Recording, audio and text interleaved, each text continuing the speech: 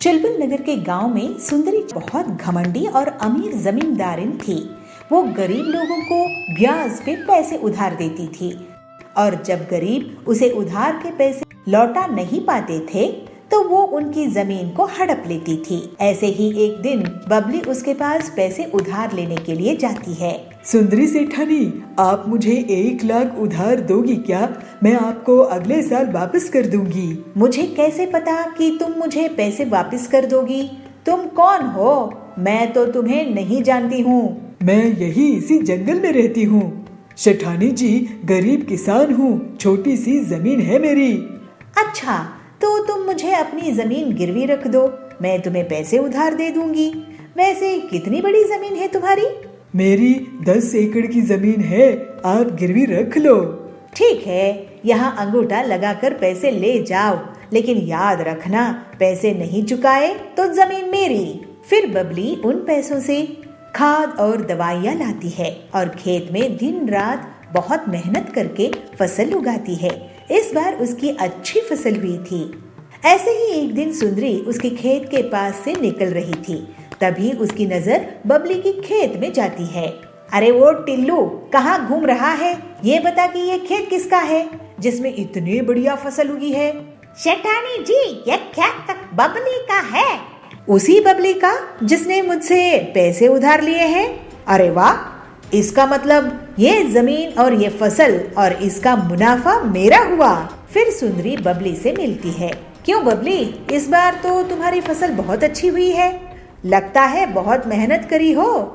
जी सुंदरी जी, मैं फसल बेचकर आपका उधार लौटा दूंगी। उसके बाद घर में बेटी भी है, उसकी शादी भी करनी है। ठीक है, ब्याज मिलाकर 3 लाख दे देना। क्या? लेकिन मैंने तो बस 1 लाख ही उधार लिए थे सेठानी जी। हाँ, तो ब्याज चढ़ा के और 2 लाख हो गए हैं। तुम अनपढ़ गंवार लोग कुछ नहीं समझते। ये तो अन्याय है सुंदरी जी। फालतू की बात मत कर, नहीं तो मैं तुझे घर में भी नहीं रहने दूंगी। मैं आपके पैसे नहीं चुका पाऊंगी। नहीं, आप मेरी जमीन ही रख लो। शाम में बबली अपने घर आई और अपनी बेटी पीलू को रोते रोते सब कुछ बता दी। मैं उस लालची सेठानी को देखती हूँ, वो अपने आप को क्या समझती है। आप चिंता मत करो माँ, अब मैं उससे सभी चिड़ियों की हड़पी हुई जमीन वापस करवाऊंगी। पीलू अपनी सहेली हरी के साथ एक प्लान बनाती है। दोनों सहेलियां एक छोटी सी खेत की जमीन में एक नकली पेड़ लगाती है और फिर उस पेड़ को लाल रंग से रंग देती है। फिर वो दोनों उसकी डालियों में सोने, चांदी, डायमंड्स के गहने चिपका देती है, जिससे ऐसा लगता है कि वो गहने उसी पेड़ के फल हो। अब आएगा मजा, लालची सुंदरी कैसे फंसेगी देखना।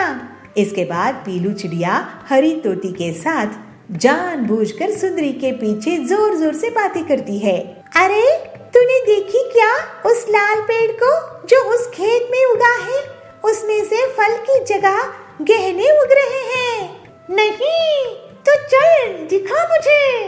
ये सुनकर सुंदरी पीलू और हरी के पीछा करने लगती है। जब वो दोनों खेत पहुँचते हैं तो अरे, क्या ये असली सोने जवाहरात है? सेठानी जी, आप कब आ गई यहाँ? खैर, हमने तो हीरे जवाहरात कभी नहीं देखे हैं। आप खुद ही देख लो कि सोना चांदी हीरा असली है कि नहीं। वैसे सेठानी जी, आपको बता दूं कि कल बहुत बड़े जमींदार आ रहे हैं जो इस जमीन को खरीद लेंगे, इसके साथ ये पेड़ भी। ऐसा क्या? तो एक बार मुझे इसके गहने दिखाओ। फिर पीलू और हरी तोती गहने दिखाते हैं। अरे, ये तो सही में हीरे हैं, हीरे। चलो, अच्छी बात है। अब हम इस जमीन उस शहर वाले सेठ को बेच देंगे। नहीं, ये जमीन तो मुझे चाहिए। लेकिन आपके पास इतने पैसे हैं क्या सेठानी जी? अरे पीलू, तुम गरीब लोग गरीब ही सोचोगे। इसके लिए तो मैं अपनी पूरी जमीन जायदाद बेच दूंगी, लेकिन मैं इस पेड़ की जमीन को खरीद के ही रहूंगी।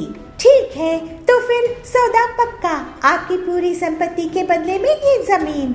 ये लीजिए इस जमीन के कागजात। लेकिन पहले आप अपनी संपत्ति के कागज मेरे नाम कर दीजिए। फिर सुंदरी अपनी पूरी संपत्ति, जमीन जायदाद, गाड़ियां, हवेली पीलू के नाम कर देती है और उस छोटी से पेड़ वाली जमीन को बदले में ले लेती है। अगले दिन कुछ लोग उस पेड़ के पास इकट्ठा होते हैं। क्यों गरीब लोग, कैसा लगा मेरा ये गहनों का पेड़? जरा हमें भी दिखाना गहने सेठानी जी। ये देखो। फिर सुंदरी उन्हें गहने दिखाती है। तभी टिल्लू के बगल में खड़े हुए पक्षी के हाथ से उस हार में पानी गिर जाता है और उसका सुनहरा रंग मिट जाता है। अरे ये क्या, पीलू मुझे लूट ली, बर्बाद कर दी। ये तो नकली लोहे की चेन है जिस पर सोने का नकली रंग लगा हुआ था। इस तरह से सुंदरी को उसकी धोखाधड़ी की सजा मिल जाती है और पीलू की मदद से बबली और बाकी जंगल के पक्षियों को उनकी लूटी हुई जमीन वापस मिल जाती है। फिर सब खुशी खुशी रहने लगते हैं। जामपुर गांव के जंगल में पीलू और सुंदरी दो पड़ोसन रहती थी। दोनों बहुत अच्छी सहेलियां थी। पीलू एक सीधी साधी साफ मन की गरीब चिड़िया थी, तो सुंदरी एक चालाक और लालची कव्वी थी। दोनों के खेत बगल बगल में थे। एक दिन पीलू का पति बंटी काम से लौट रहा था, तभी उसका एक मोटर कार से एक्सीडेंट हो गया और उसके हाथ पांव टूट गए। पीलू पर घर संभलने का बोझ आ गया था। पीलू अपने पति से कहती है, सुनिए जी, मैं अपने खेत में और ज्यादा मेहनत करूंगी और जो भी कमाई होगी उससे मैं आपका इलाज कराऊंगी। तो बंटी कहता है, पीलू, मैं तुम पर बोझ नहीं बनना चाहता। भगवान करे मैं जल्दी से ठीक हो जाऊं। एक बार दोनों सहेलियों ने मक्के की खेती की। पीलू को सुंदरी से ज्यादा फसल आई। सुंदरी इस बात से मन ही मन जलने लगी। पीलू को मक्के की बहुत अच्छी फसल हुई है, मुझे इसकी फसल को नष्ट करने का कोई रास्ता निकालना होगा, ऐसे सुंदरी सोचती है। फिर एक दिन सुंदरी पीलू के पास जाती है और उसे कहती है, पीलू, मैं तेरे लिए ये साधु महात्मा से वरदान में बीज लेके आई हूँ। ये बीज अगर तू अपने खेत में बो देगी तो तुझे 10 गुना ज्यादा फायदे वाली फसल होगी। पीलू कहती है, अरे वाह सुंदरी बहन, तुम कितने साफ दिल की हो। तुम्हें जो साधु महात्मा से जादुई बीज मिले थे वो तुम मुझे दे रही हो। तो सुंदरी बोलती है, हाँ बहन, क्या है ना, तुम बहुत ईमानदारी से अपनी खेत का ख्याल रखती हो और तुम्हें भाई साहब की सेहत का ख्याल भी रखना है, तो इसलिए ये बीज मैं तुम्हें दे रही हूँ। कुछ दिनों बाद पीलू अपने खेत में सुंदरी के दिए हुए बीज बोने लगती है और सुंदरी ये देख के बहुत खुश होती है। पीलू रोज अपने खेत में पानी देती है, लेकिन बहुत दिन बीतने के बाद भी उसके खेत में फसल नहीं उगती। पीलू सुंदरी से कहती है, अरे सुंदरी बहन, तुमने जो साधु महात्मा के बीज मुझे दिए थे उसमें से तो फसल उग ही नहीं रही है, लेकिन तुम्हारी खेत की फसल तो बहुत तेजी से बढ़ रही है। तो सुंदरी कहती है, तुम फिक्र मत करो पीलू, ये बीज बेकार नहीं जाएंगे। ऐसे ही कुछ दिन और बीत जाते हैं, लेकिन पीलू के खेत में कोई फसल नहीं आती है। हाय, मैं तो लुट गई, बर्बाद हो गई। मुझ गरीब के खेत में इस बार कोई फसल नहीं होगी। अब मैं इनका इलाज कैसे करवाऊंगी, घर का खर्च कैसे चलाऊंगी? लगता है ये खेत अब बेचना पड़ेगा। तो बंटी कहता है, पीलू, इतनी दुखी मत हो, हम अपना खेत नहीं बेचेंगे, चाहे जो हो जाए। तुम मुझे वो बीज दिखाओ, मैं शायद कुछ मदद कर सकूं। पीलू बीज दिखाती है। ये देखिए जी, ये है वो बीज। तो बंटी बोलता है, अरे ये बीज नहीं है पीलू, ये मछली के अंडे हैं। सुंदरी ने हमारे साथ चालाकी की है। अब मैं तुम्हें एक आइडिया देता हूँ। बंटी पीलू के कान में कुछ कहता है और फिर पीलू मछली की दुकान में जाकर बहुत सारी मछलियाँ ले आती है। पीलू उन मछलियों को अपने खेत में लगा देती है और पीलू सुंदरी को बुलाती है, सुंदरी बहन, ओ सुंदरी बहन, जरा घर से बाहर तो आओ। सुंदरी आती है। क्या हुआ पीलू, क्यों आवाज लगा रही हो? अरे जरा मेरे साथ मेरे खेत में चलो, चल कर तो देखो। दोनों खेत में जाती है। सुंदरी आश्चर्य से बोलती है, अरे ये क्या पीलू, ये मछलियाँ कहाँ से उगी है? ये मछलियाँ कहाँ से आई तुम्हारी खेत में? तो पीलू कहती है, ये तो तुम्हारे दिए हुए साधु महात्मा का बीज का कमाल है। ये सुनकर सुंदरी बहुत गुस्से में आ जाती है और वो अपने खेत की फसल को उखाड़ने लगती है और उसे पीलू के खेत की तरफ फेंकने लगती है। तो पीलू कहती है, अरे सुंदरी बहन, ये क्या कर रही हो? अपनी खेत को क्यों बर्बाद कर रही हो? तो सुंदरी कहती है, पीलू, मैं भी मछलियों की खेती करूंगी। तुम इस मक्के की फसल को भी अपने खेत की बची हुई जगह में लगा लो। सुंदरी के मछलियों के बीज को बोने के बाद भी उसके खेत में मछलियों की फसल नहीं उगती है। दूसरी तरफ पीलू की खेत में मक्के की फसल लहलहाने लगती है। पीलू बहुत खुश होती है। सुंदरी पीलू से कहती है, पीलू, तुम्हारी बीज कैसे मछलियों की फसल उगा दिया, जबकि मेरे बीज से तो मछलियाँ उग ही नहीं रहे हैं। तो पीलू कहती है, अरे बहन, तुम साधु महात्मा का आशीर्वाद लेना भूल गई, इसलिए तुम्हारी फसल नहीं आई। तुम उसी साधु महात्मा से आशीर्वाद ले आओ। तो सुंदरी कहती है, पीलू, मुझे माफ कर दो। मैं तुम्हें धोखा देकर मछलियों के अंडे दिए। मैं तुम्हारी मेहनत से जलती थी। मेरे पास किसी साधु महात्मा के बीज नहीं थे। तो पीलू कहती है, सुंदरी, तुम्हें ऐसा नहीं करना चाहिए था। मेरे पति की जान खतरे में है। तो सुंदरी कहती है, मुझे माफ कर दो बहन, अब मैं ऐसा कभी नहीं करूँगी। पीलू बोलती है, मुझे खुशी है कि तुम सही समय पर सुधर गई।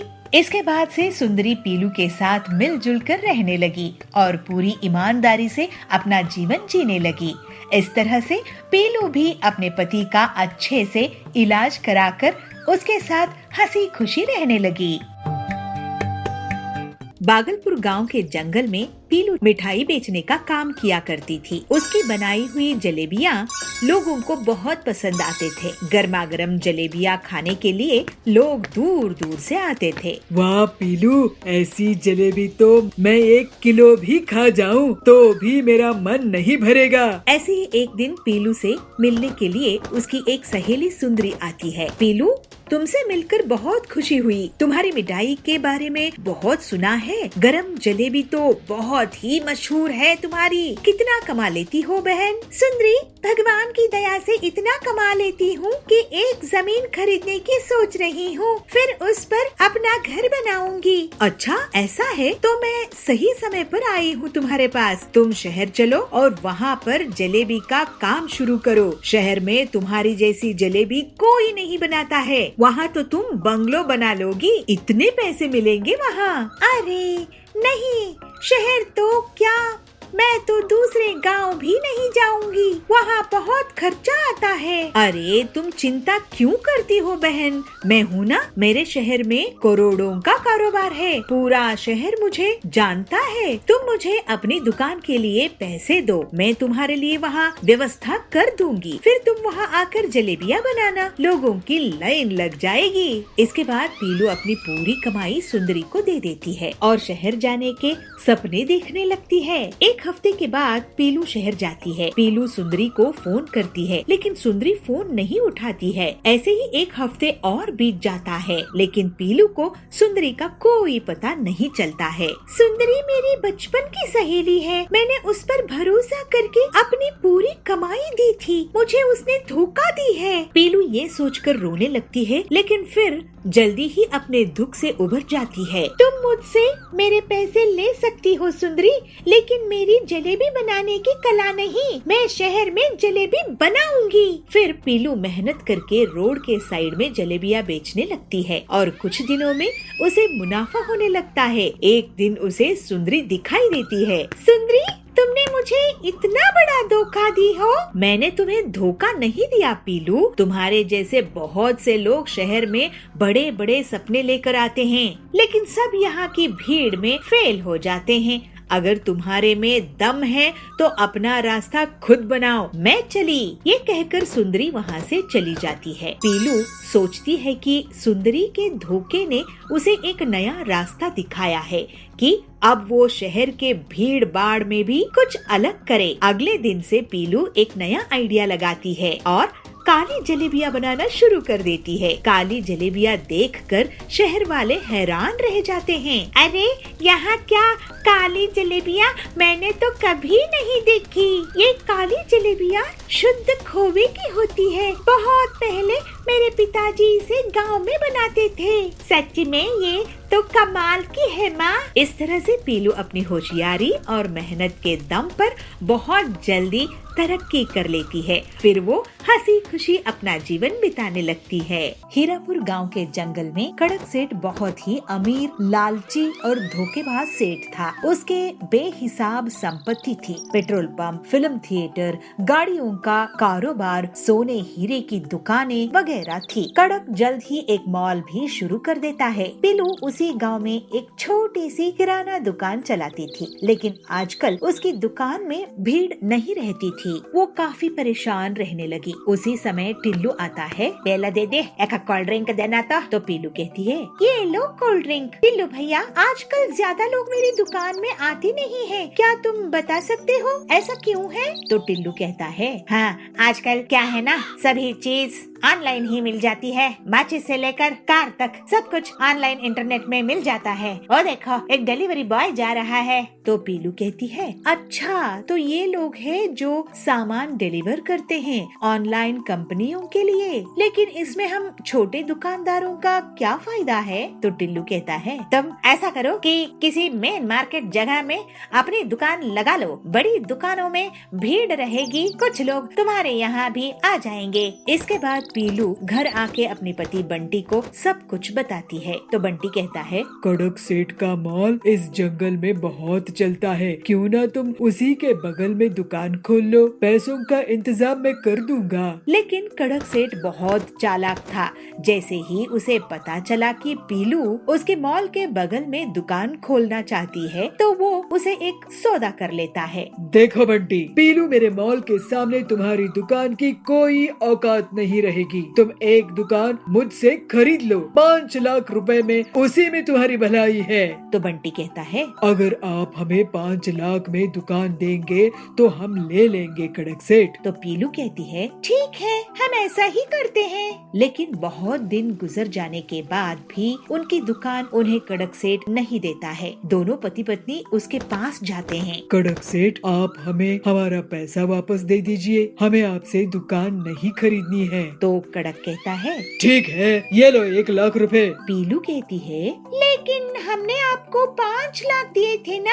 तो कड़क कहता है, तो मैंने कहा है क्या बुकिंग कैंसिल कराने के लिए? अब बुकिंग करोगे तो 10 लाख लूंगा। चलो भागो यहाँ से, नहीं तो ये भी नहीं दूंगा। दोनों पति पत्नी दुखी मन से घर आते हैं। तो पीलू कहती है, अब हम क्या करेंगे जी, हमारी पूरी संपत्ति खर्च हो गई है। बंटी कहता है, मुझे सोचने दो, कोई न कोई रास्ता तो निकलना होगा। फिर बंटी अपने दोस्त हरिया के पास जाता है। वो एक ऑटो मैकेनिक था। उसके पास एक पुरानी गाड़ी थी। बंटी अपने दोस्त से पूरी बात कहता है और हरिया उसे उस गाड़ी का उपयोग बताकर एक आइडिया देता है। बंटी बहुत खुश हो जाता है। वो घर आकर पीलू को अपना प्लान बताता है। तो पीलू कहती है, ये तो वाकई बहुत अच्छा प्लान है। अगले दिन बंटी गाड़ी में पूरी किराना दुकान सजाकर निकलता है। लोग बड़ी हैरानी के साथ उसे देखते हैं। तभी जाबाज कहता है, अरे ऐसे सुपरमार्केट तो मैंने पहले कभी नहीं देखा।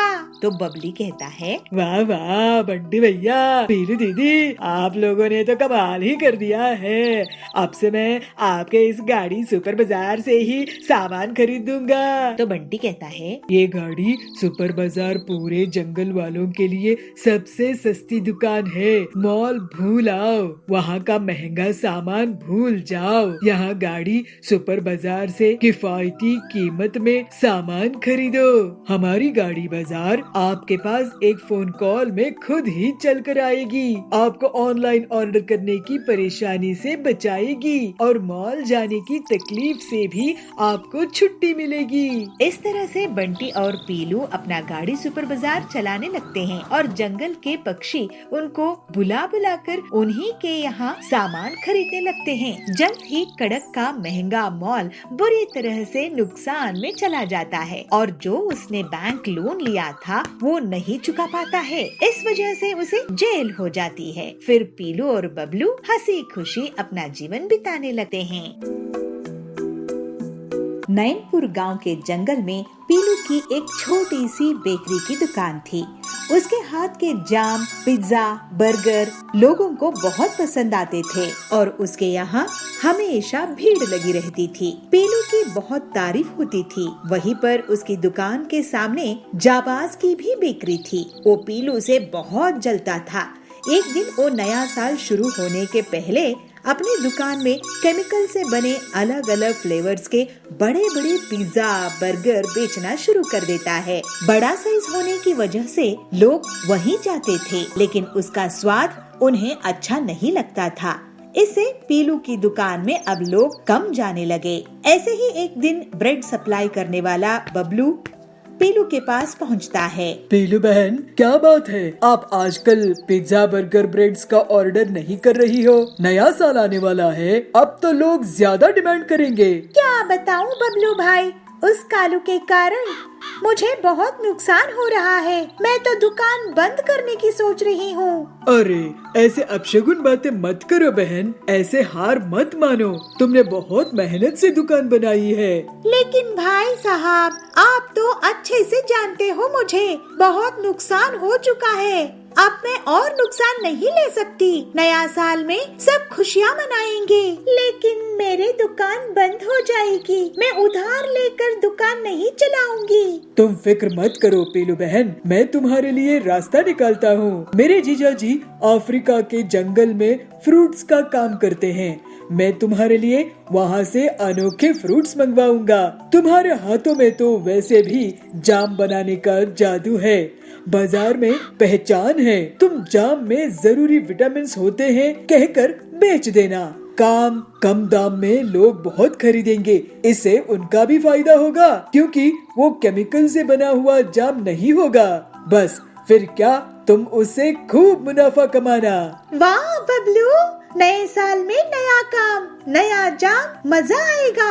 अगर अफ्रीका से फल आए तो। पीलू तैयार हो गई और फिर बबलू उसको अफ्रीका के इंपोर्टेड फल लाकर देता है, जिससे पीलू शाम में कम पिज्जा बर्गर बनाती है और उसे अपनी सहेली की बेटे टिल्लू को टेस्ट कराती है। बेटा, ये नए जाम पिज्जा बर्गर है, तुम जरा इसे टेस्ट करके तो बताओ कि ये कैसे बने हैं। तो टिल्लू कहता है, वाह आंटी, ये तो बहुत टेस्टी है, मैंने तो ऐसे कभी नहीं खाए। और फिर नए साल में पीलू अपनी बेकरी में जाम, पिज्जा, बर्गर्स बेचने लगती है। उसकी बेकरी में नए साल में नए फ्लेवर लेने के लिए बच्चों की भीड़ इकट्ठा हो जाती है और जल्दी ही पूरे जाम, पिज्जा, बर्गर बिक जाते हैं। इसके बाद से वो लगातार बबलू से अफ्रीका के फ्रूट्स मंगवाने लगती है। पीलू अपने जाम, पिज्जा, बर्गर्स को बहुत कम दाम में बेचती थी और वो केमिकल के भी नहीं थे। इसकी वजह से जाबाज की बेकरी अब ठप पड़ने लगी। पीलू के जाम, पिज्जा, बर्गर्स को अब बड़े बड़े ऑर्डर्स मिलने लगे और वो बहुत अमीर हो गई। लोग उसके जाम, पिज्जा, बर्गर को नए साल की बड़ी बड़ी पार्टी में ऑर्डर करने लगे, लेकिन पीलू ने उसके दाम नहीं बढ़ाए। इस वजह से गरीब लोग भी उसके जाम, पिज्जा, बर्गर को खा सकते थे। फिर पीलू अपना जीवन हंसी खुशी बिताने लगी। एक गांव में पिंकी नाम की बंदरियां अपनी मम्मी चंपा लोमड़ी और पापा चिंकू हाथी के साथ रहती थी। पिंकी की मम्मी चंपा बहुत ही सुंदर थी, साथ ही वो बहुत अच्छा मेकअप करना भी जानती थी, इसलिए सभी उसकी बहुत तारीफ करते थे। पिंकी भी जब जब मम्मी को मेकअप करते देखती तो उसका भी मन मेकअप करने का करता। एक दिन जब वो बाजार जा रही थी तो उसकी मम्मी अपना मेकअप करने लगी। तब पिंकी ने अपनी मम्मी से कहा, मम्मी मुझे भी मेकअप करना है और आपके जितना सुंदर बनना है। नहीं, बिल्कुल नहीं, तुम अभी बहुत छोटी हो और छोटे बच्चों को मेकअप नहीं करना चाहिए। ये तो हम जैसे बड़े लोगों के लिए है, इसलिए कभी भी इसको यूज नहीं करना। जब बड़ी हो जाओगी तब मेकअप लगाना। पिंकी मम्मी की बात मान जाती है और उनके साथ बाजार जाती है। बाजार में पिंकी को उसके स्कूल में पढ़ने वाली एक दोस्त मिल जाती है जिसका नाम चुनमुन खरगोशनी था। चुनमुन भी अपनी मम्मी के साथ बाजार आई हुई थी। अरे पिंकी मम्मी, आप हैं ये? आप तो मेकअप में बहुत सुंदर लग रही हैं। ऐसा लग रहा है जैसे कोई मैडम चली आ रही हो।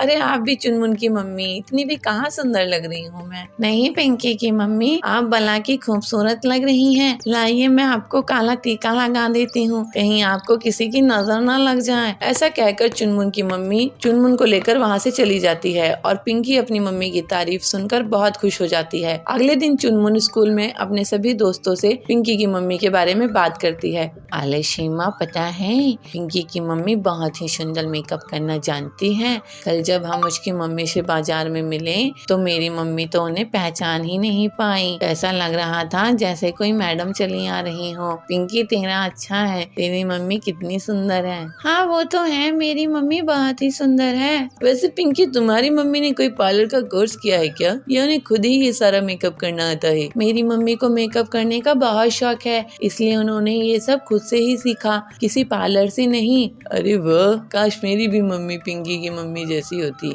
सभी की बातें सुनकर पिंकी बहुत खुश होती है और घर जाकर सोचती है, मेकअप के बाद हम बहुत सुंदर हो जाते हैं ना, जैसे मम्मी हो जाती है। और सभी मम्मी की कितनी तारीफ करते हैं। क्यों ना मैं भी एक बार मेकअप करके देखूं, मैं भी फिर मम्मी जितनी सुंदर हो जाऊंगी। ऐसा सोचकर पिंकी अपने कमरे से बाहर आती है और देखती है कि उसकी मम्मी रसोई में खाना बना रही है। तो वो चुपके से मम्मी के कमरे में चली जाती है और मम्मी की ड्रेसिंग टेबल के सामने बैठकर मम्मी का मेकअप इस्तेमाल करने लगती है। एक एक करके वो cream, foundation, blusher, highlighter, face powder सब लगा लेती है और फिर बारी आती है आईलाइनर की। मम्मी आईलाइनर को अपनी आंखों पर लगाती हैं, जिससे उनकी आंखें और सुंदर हो जाती हैं। मैं भी इसे लगा लेती हूँ, मेरी आंखें भी बहुत सुंदर हो जाएंगी। पिंकी ऐसा सोचकर जैसे ही आईलाइनर आंखों पर लगाती है, वैसे ही आईलाइनर उसकी आंखों में चला जाता है और वो अपनी आंखें मसलने लगती है और उसकी आंखों में मिर्ची लगने लगती है। मम्मी मम्मी मेरी हेल्प करो, पिंकी चिल्लाती है और उसकी आवाज उसकी मम्मी सुन लेती है और भागते हुए उसके पास आती है। अरे पिंकी, ये तेरे चेहरे का क्या हाल हो गया? पिंकी मम्मी को सब सच सच बता देती है। मम्मी उसका मुंह साफ करती है और उसकी आंखें धुलवाती है और उससे कहती है, पिंकी मैंने आपको मना किया था ना कि मम्मी का मेकअप यूज नहीं करना। बच्चा, मेकअप आपके लिए नहीं होता, यह बड़े लोगों के लिए होता है और आप तो अभी बहुत छोटे हैं और वैसे भी इसमें बहुत केमिकल होते हैं जो आपकी स्किन खराब कर सकते हैं। आपकी स्किन बहुत सेंसिटिव है, आपको इसको इस्तेमाल नहीं करना चाहिए। सॉरी मम्मी, आज के बाद नहीं करूंगी, प्रॉमिस। पिंकी मम्मी से सॉरी कहती है और वो समझ जाती है कि मम्मी जो कहती है तो हमारी भलाई के लिए ही कहती है, इसलिए उनकी बात जरूर माननी चाहिए। पापा, इस बॉक्स पर भी ऐसा ही ताला लगा है। बेटा, अब मैं तुम्हें बताता हूँ कि इसके अंदर क्या है बच्चों। इसके अंदर मेरे बचपन का खजाना है। क्या कहा पापा, इसके अंदर आपका खजाना है? क्या सच में? अगर ऐसी बात है तो फिर ठीक है। एक दिन मोना शेरनी, जो कि चिंटू और निंकी की मम्मी है, वह काम कर रही थी तो चिंटू वहाँ जाता है। मम्मी मम्मी, वो जो ऊपर जो कमरा है उसमें क्या रखा हुआ है? जब देखो वह कमरा बंद ही रहता है, चलो ना उसे खोल कर देखते हैं आखिर क्या है उस कमरे में। नहीं चिंटू, जाकर अपनी पढ़ाई करो, चलो। ऐसे काम में तुम्हारा बहुत दिमाग चलता है। मैंने मना किया ना तुम्हें, जिस काम के लिए मना किया जाए वह मत किया करो, लेकिन तुम फिर भी नहीं समझते हो। चलो अब जाओ यहाँ से, मुझे काम करने दो, चलो। जब भी मैं आपसे उस कमरे के बारे में पूछता हूँ तो आप मुझे ऐसे ही पढ़ाई के नाम पर भगा देते हो। मुझे बता क्यों नहीं देते कि आखिर उसमें क्या रखा हुआ है? चिंटू बंदर अपनी मम्मी से बोल ही रहा था कि तभी वहाँ ननकी लोमड़ी भी आ जाती है। मम्मी, इस डब्बे को खोलो ना, इस पर ताला लगा हुआ है, इसे खोलकर दिखाओ मुझे इसके अंदर क्या रखा हुआ है। वह कम था क्या जो दूसरी तू आ गई? मैंने तुमसे कितनी बार मना किया है कि ये सब पापा का सामान है, इसे हाथ मत लगाया करो, ये सब पापा के जरूरी हो सकता है, इसलिए अब तुम्हें इन्हें रखो और जाओ अपनी पढ़ाई पर ध्यान दो। मम्मा प्लीज मुझे बताओ ना इसके अंदर क्या रखा हुआ है, इसे खोलकर तो देखो ना, इसके बाद हम इसको हाथ नहीं लगाएंगे। बोला ना बच्चों, नहीं का मतलब नहीं। चलो जाओ, अब मुझे काम करना है और फिर बाजार भी जाना है। तुम खुद अपने पापा से ही पूछ लेना। चलो अब मुझे काम करने दो। थोड़ी देर में मम्मी बाजार के लिए चली जाती है और चिंटू बंदर और ननकी लोमड़ी मौका पाते ही उस डब्बे को फिर से खोलने में लग जाते हैं, मगर ताला लगा होने की वजह से वह उनसे खुलने वाला नहीं था। वह मायूस होकर अपने पापा रॉकी भालू के पास जाते हैं। पापा, आपने इसके अंदर ऐसा क्या रखा हुआ है जो मम्मी इसे हमें कभी नहीं छूने देती? आप इसे खोलिए ना। अच्छा, तो तुम इसे क्यों खुलवाना चाहते हो? पापा इसे खोल दीजिए ना, हमें बस देखना है इसमें क्या रखा है। अच्छा ठीक है, मैं इसे खोल दूंगा, मगर मेरे पास एक और ऐसा ही बॉक्स है, वो भी मैं अभी लेकर आता हूँ, रुको। रॉकी भालू अंदर अपने कमरे में से एक और बॉक्स लेकर आता है जिस पर भी ऐसा ही ताला लगा हुआ था। पापा इस बॉक्स पर भी ऐसा ही ताला लगा है। बेटा अब मैं तुम्हें बताता हूँ कि इसके अंदर क्या है बच्चों। इसके अंदर मेरे बचपन का खजाना है जो मैं तुम्हें दे दूंगा, मगर मेरी एक शर्त है, तुम्हें इन दोनों बॉक्स में से अपना एक एक बॉक्स पहले ही चूज करना पड़ेगा। तो तुम अपने लिए एक एक बॉक्स चूज कर लो। क्या कहा पापा, इसके अंदर आपका खजाना है क्या सच में? अगर ऐसी बात है तो फिर ठीक है, मैं तो ये वाला बॉक्स लूंगी। तो ठीक है पापा जी, ये वाला बॉक्स मैं लूंगा। ठीक है बच्चों, अब इसमें से जो भी निकलेगा वो तुम्हें रखना होगा। चलो बच्चों हटो, मुझे ताला खोलने दो। रॉकी सबसे पहले चिंटू वाला बॉक्स खोलता है तो उसके अंदर बहुत सारी किताबें होती हैं, जिसे देखकर चिंटू बहुत उदास हो जाता है। फिर रॉकी ननकी वाला बॉक्स खोलता है तो उसके अंदर उसे बहुत सारे खिलौने मिलते हैं, जिसे देख चिंटू और उदास हो जाता है। तब ननकी अपने भाई को देखकर उससे कहती है, भाई क्या हुआ, आप उदास क्यों हो रहे हो? आप तो मेरे भाई हो और जो मेरा है वो आपका भी तो है ना, और जो आपका है वो मेरा है, तो ये खिलौने भी तो आपके हुए ना। चिंटू ये सुनकर बहुत खुश होता है। भैया अब साथ में इन किताबों को हम पढ़ेंगे और इन खिलौने से भी खेलेंगे। हाँ ननकी, हम पापा के खजाने से बहुत मस्ती करेंगे। तुम तो सच में बहुत समझदार हो मेरे बच्चों। मैं यही तो देखना चाहता था कि तुम दोनों अपने अपने खजाने के साथ क्या करोगे, मगर तुमने उन्हें साथ में खेलने के बारे में सोचा। मुझे बहुत अच्छा लगा। अब तुम मेरे खजाने का फायदा उठाओ और जाओ अपने दोस्तों के साथ खेलो और मस्ती करो। दोनों खिलौने लेकर अपने दोस्तों के साथ मस्ती करने के लिए बाहर चले जाते हैं।